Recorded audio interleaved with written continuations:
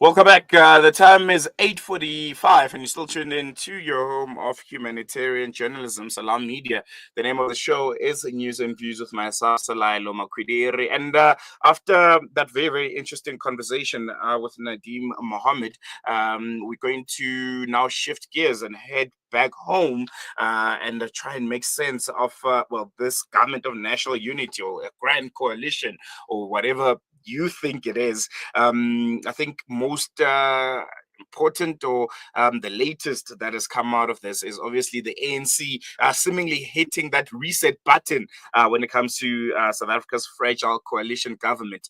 But will this reboot that they speak of lead to stability, or is the proverbial system about to crash? I think we all know by now that tensions between the ANC and the DA have reached a boiling point, with accusations of betrayal, power plays, and ideological warfare threatening to collapse this government. And meanwhile, you have parties like the EFF, like the MK, who are seemingly lurking in the shadows and waiting for their moment. Is this the beginning of a new political order or just another chapter in South Africa's turbulent democracy? Joining me now to unpack this high stakes political drama in what is new to everyone, uncharted coalition government waters. We'll be speaking to Lukhona Mnguni, a governance, politics, and development specialist. Lukhona, thank you for joining us. Welcome to Salam Media. Good morning, and really excited to be chatting to you today. A very good morning to you and a good morning to your listeners. I think first, Lukhona, we can start with that ANC's NWC meeting that they've had, which was called for, and I quote, a coalition reset. Do you believe this is a genuine attempt to stabilize governance? What does it mean in literal terms, and how do we see it playing out as ANC, seeks to find itself after this GNU, this new uncharted territory that we all find ourselves in today? Well, I think, the ANC's meaning of reset is not really about anything that has to do with governance more than it has to do with political calculations in terms of what arrangement of the coalition and the GNU at large gives them security in terms of various votes they may need to get through Parliament. Now, for any government, the budget vote is probably the most important vote because that's what unlocks resources for you to deliver services and keep the lights on in terms of government. And therefore, passing budget becomes a very important issue. But I think there may well be a bit of a short-termism from the ANC type of thinking because if they're going to reset the GNU, particularly just on questions around the budget, what if down the line some of the smaller parties that they are courting do not support certain policy propositions or pieces of legislation in terms of various bills that will be before the National Assembly and the National Council of Provinces. So I do think that there's a bit of trying to solve for the moment and lose perspective in terms of the broader picture, because the parties that the ANC is actually working with are not parties that take it over the line in a significant manner.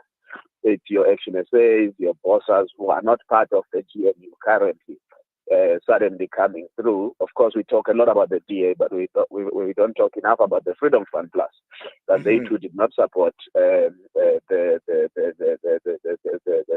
framework and then revenue proposals. And also, of course, the EFF is not available to the ANC because the EFF has just joined the Western Cape High Court review of the proceedings that led to the adoption of the fiscal framework by the National Assembly. Now, the partners that are available to the ANC actually outside of the DA in this present moment gives the ANC 202 votes at most out of 400 seats in the National Assembly. I don't think that is a strong point of security to be, given that from time to time people are absent from Parliament and you may not be guaranteed that they are all in attendance. One thing that's really, really concerning is, the language that has been coming out, particularly from one I mean, those that one might say are the masterminds behind this grand coalition. Fikile Mbalula, for instance, accusing the D of lying and trying to divide government. And also equally combative was the DA, who have also come out strongly. You've mentioned that, High Court, Western Cape High Court bid also to challenge the government. Is this coalition doomed by these almost irreconcilable differences, or can we still hope for room for compromise? Grandstand all the time. There's nothing new here. Action SA said they would never in their lifetime work with the ANC, but they are actually quite entangled with the ANC now at a national level in the city of Tshwane, in the city of Johannesburg. It's the nature of politics for politicians to be very vocal in the things that they dislike, so that they, in the popular memory of the public, they maintain their unique identity and make sure that people get what they stand for, who they are, what differentiates them from the other party. And you must remember that in a coalition context, people are always mindful not to be swallowed, not to lose their identity, not to lose their activism and service of their constituency. These are parties that have very radically different constituency bases, and they're going to use whatever tactics are available to them to fight for those constituencies. I think one thing that was really concerning, particularly in the early stages of this coalition, was the rules that are going to be governing it. Mbalula came out saying the coalition must be governed by the rules, but yet the original statement of intent for this GNU was seemingly vague. It almost lacked foresight that they'll have, issues like this arising, where the differences and the disagreements were going to be on this level. Should it have been planned a bit better? Could have maybe the foundation of this GNU been a bit more legally binding when it comes to the coalition agreements, like in other democracies around the world? For instance, countries like Germany, they have coalitions. They seemingly seem to have figured out, and one can say, things like statements of intent, the ground rules of a government of national unity should be solid enough to be able to carry such issues through. Actually, bad management of the coalition. The ANC has been, and then a number of us have been saying this for some time, that the ANC is actually avoiding being tied into a coalition agreement, which allows them this fluidity. Of being able to opt in and opt out, and of being able to say, well, we can still get in more people into the GNU anyway, because the invite for the GNU was entirely encompassing, and it was open to all political parties. It's them who then chose to either sign the statement of intent or not. Now, I mean, what you are raising is around the issues of coalition agreements. I mean, political agreements by nature are not necessarily legally binding. There's good acceptance of that, but they do chart the framework, the operative framework that guides how parties relate to one another and so on. And then, of course, foster to, craft what are the deadlock breaking mechanisms and all of those things which are absent. Of course, the ANC, again, trying to kick for charge, invented what is now called the clearing house, which is chaired by the deputy president as a mechanism of trying to have a forum where the leaders of the GNU are able to meet and, be in conversation and so on. But even that clearinghouse does not have clear terms of reference. It's not quite clear how matters make it there. It was actually conceptualized around the time there was massive disagreement on the Bella Act and so on. So I'm trying to say that the foundation of the coalition itself is quite shaky. And in actual fact, the biggest culprit in all of this is the ANC, which keeps, kicking for touch. They ought to have foreseen that budget would deadlock them, but I think a number of them like the fluidity because it allows them the opportunity to post-charge grandstand and even make their constituencies feel that at some point they could chuck the DA out of the government. I want to focus on the ANC a bit because they were the governing party before this. They are the ones that essentially chose and picked who gets to be part of this coalition. Could a crisis like the GNU falling apart force the ANC to finally almost confront its post 2024 elections identity? Or will, these short term survival tactics and, these little ways to maneuver and make everyone think that, they're still in charge, keep delaying a much needed renewal within the party and ultimately Ramaphosa's leadership also? If this coalition collapses, does his presidency survive, or will this embolden his detractors, if I can put it that way, the likes of Paul Mashatile, to push for early leadership changes? Well, look, I mean, it's quite premature to imagine that universe because Ramaphosa is president of the ANC until December 2027. Mm-hmm. That gives him enough internal security from an ANC point of view. I also think that for the DA to actually get rid of Ramaphosa would be a bit of a step too far because what they would actually need to achieve is a motion of no confidence that they would have to vote with the likes of MK Party and EFF in the National Assembly. I don't see how those optics, aid any of those parties to be simply coalescing around each other. So it's possible that, the DA could leave the GNU, but that doesn't collapse government, because the only way you can collapse government is by way of moving a motion of no confidence on the president, and then Parliament not being able to elect a new president within 30 days, which then would trigger elections. But in this moment, I don't see any of those permutations being possible. Let's talk about just the broader implications of South African democracy. We've seen these coalitions, I think, on a regional scale, municipalities, and they didn't bode so well.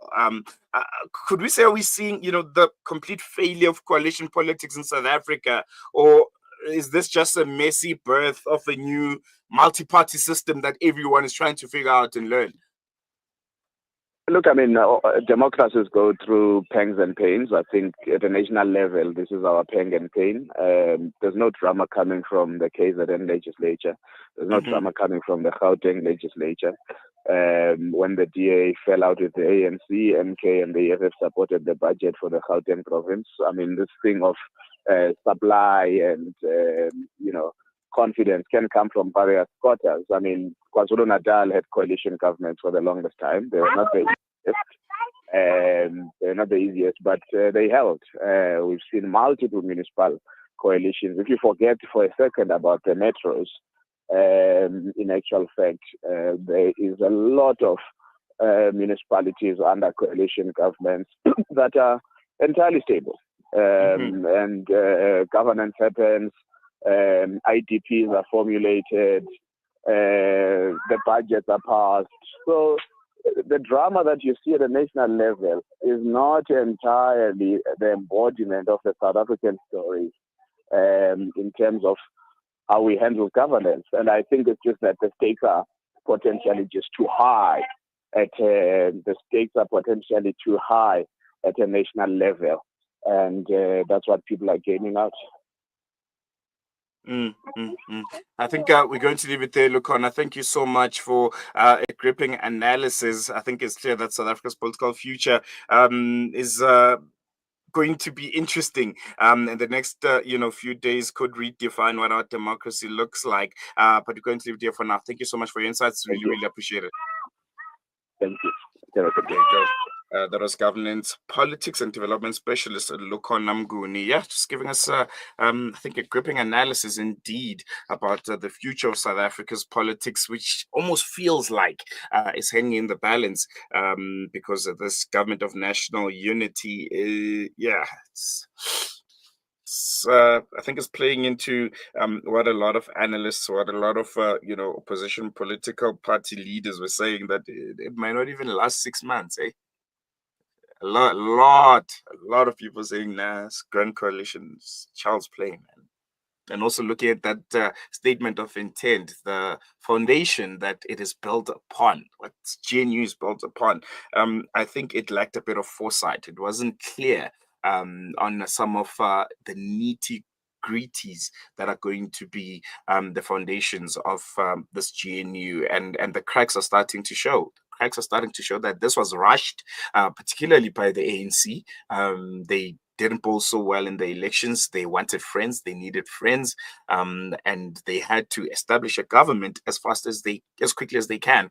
And ultimately, the GNU was born. There was a lot of euphoria around it, a lot of excitement, but yeah, it's not boding well, man. It's not becoming what we thought it will be. So yeah, it'll be interesting to see how the next few days are going to look like, and if indeed it will hold steady, this GNU. You can tell us what you think. Do you think we are seeing, I don't know, the final days of this GNU? Do you think it's going to make it, I don't know, until the next elections? Do you see the ANC maybe looking somewhere else for friends, for, I don't know, parties to join the GNU, because someone always reiterates that there's no permanent friends and no permanent foes in politics. There's only interests.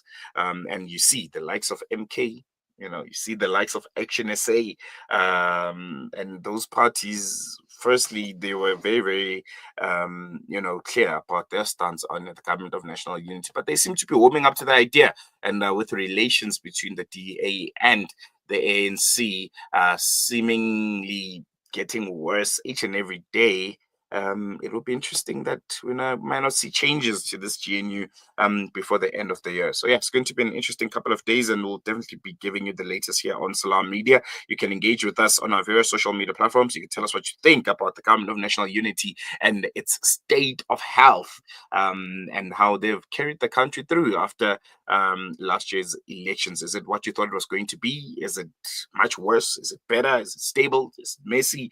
We want to hear your thoughts, because ultimately the GNU affects you. It affects your children, affects where you work, affects where you go to school, it affects your general life, because it's politics, and politics affect everyone here in South Africa. We're going to take a quick break. News and views will be back after this.